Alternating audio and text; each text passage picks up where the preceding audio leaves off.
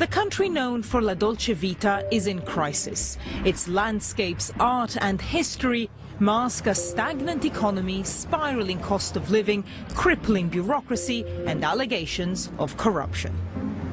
In other countries, people would look to politicians to steer the nation out of trouble.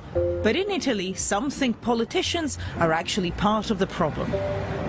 He's been in the spotlight for more than 20 years, but a politically sensitive joke in 1987 meant he was taken off mainstream TV. Ma allora se sono tutti socialisti, a chi rubano? Terribile. Now he's branching into politics, but not as Italy knows it. Grillo wants politics for the people, by the people, and hundreds of thousands seem to agree with him. Buongiorno. Come va? Benissimo. The unspoken ban from national television might have been the end of his influence, but almost by chance, Beppe Grillo discovered the internet and started a blog. BeppeGrillo.it is the world's 8th most successful blog. Noi siamo veramente tenuti in coma farmacologico. Il blog serve ad aggirare questo, perché non riescono a fermarla la rete. E la rete è il mezzo che ingloberà tutto. La televisione, i giornali, ingloberà tutto. Però uno mi dice, ma il web, devi avere il computer, devi avere le linee veloci, è vero, devi avere il computer.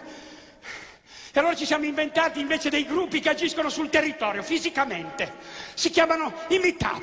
Sono ragazzi che destinano un po' del loro tempo libero, non sono né di destra né di sinistra. Si sono rotti i coglioni che la loro qualità della vita gli si sta abbassando nella loro città. E fanno qualcosa per la città, di fisico. In 168 città, 34.000 siamo. Ancora un mese, un mesetto, un mese e mezzo. E siamo pronti. On the 8th of September 2007, through his blog, Beppe Grillo organized a mass protest across the country. The objective was to call for the ousting of 25 members of parliament who had a criminal record. The protest was christened V-Day, where the V stands for a strong Italian expletive. Maroni Roberto, Lega Nord, Resistenza Pubblica Ufficiale. Farina Daniele, Partito Rifondazione Comunista, fabbricazione, detenzione, porto abusivo di ordigni esplosivi. More than 1 million people turned up in piazzas all over Italy.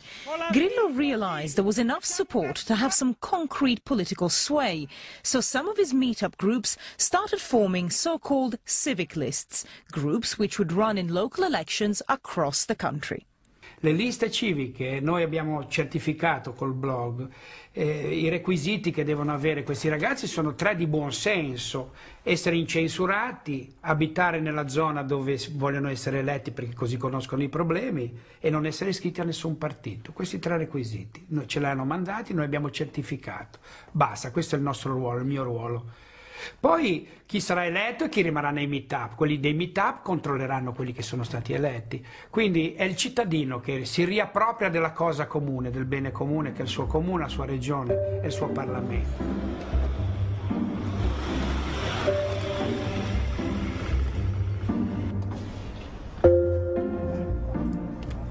Oliviero Giannini is a 32-year-old engineer.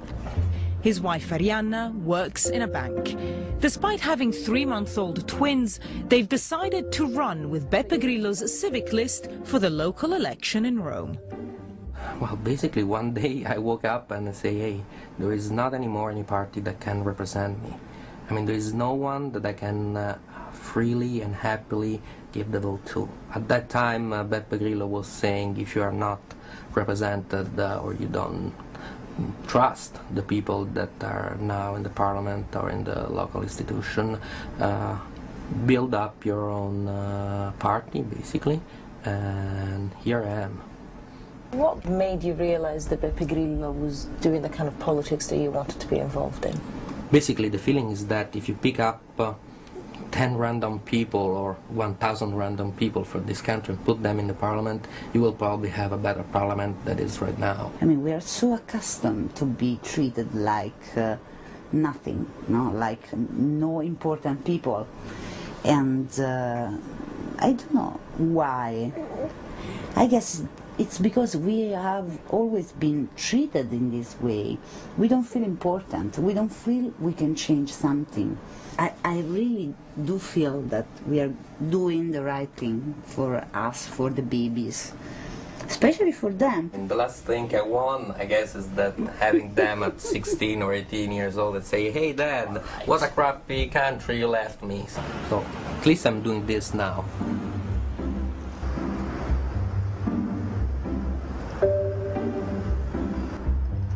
The election is over, the results are in, and the familiar face is back on top. Silvio Berlusconi has become Prime Minister for the third time in 14 years, winning a convincing majority.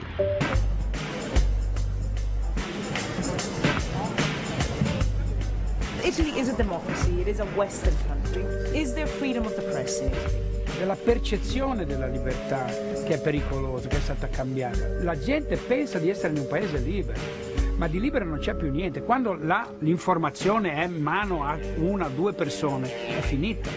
E adesso non abbiamo neanche più questa leggera concorrenza finta tra Rai e Mediaset, perché il proprietario è unico.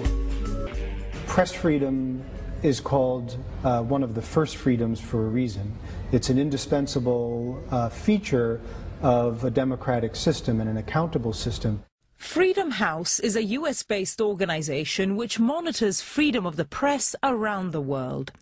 During Berlusconi's last term as Prime Minister, they downgraded the classification of Italy's press from free to partially free, only to upgrade it again once Berlusconi left office.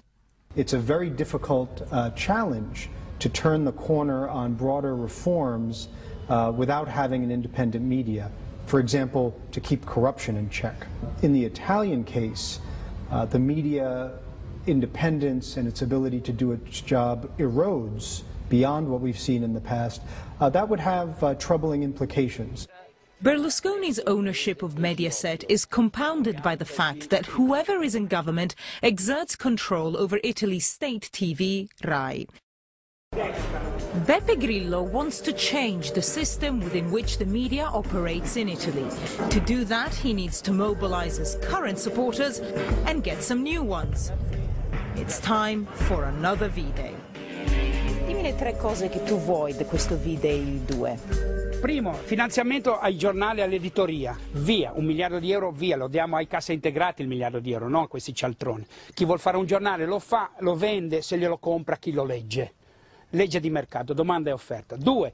Abolizione dell'ordine dei giornalisti fondato da Mussolini, siamo gli unici al mondo a avere questo qui. Via l'ordine dei giornalisti. 3, cosa più importante, abrogare la legge sulle frequenze televisive, che il testa d'asfalto, lo psiconano, possa avere 3 televisioni, 20 giornali e essere Presidente del Consiglio. Non esiste in nessuna parte del mondo una cosa così. Abroghiamo queste 3 leggi e facciamo un salto di qualità di democrazia straordinario.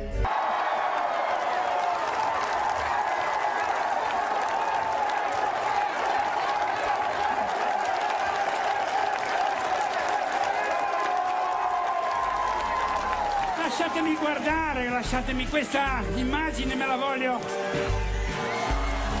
ricordare. Siamo qua per mettere una fine, 3 file. Siamo in contatto con 450 piazze d'Italia e le notizie sono: Milano c'è una fila di 1,5 chilometri, Genova c'è una fila, Palermo c'è una fila.